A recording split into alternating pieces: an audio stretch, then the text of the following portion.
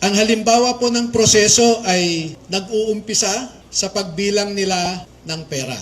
Ang susunod po sa larawan sa itaas ay inihahanda ang pera bago isilid sa mga maleta ulit sa Horizon Homes. At yung larawan sa ibaba ay isang halimbawa ng pag-deliver ng pera sa bahay ng isang mambabatas. Makikita po ninyo na may nangyari kay Master Sergeant Gutesa. Sa aking natanggap na impormasyon ay napilitan siyang mag-execute ng isang affidavit na kung saan ay sinasabi niya na hindi siya kasali o wala siyang nalalaman sa mga pagde-deliver ng mga mali-malitang pera.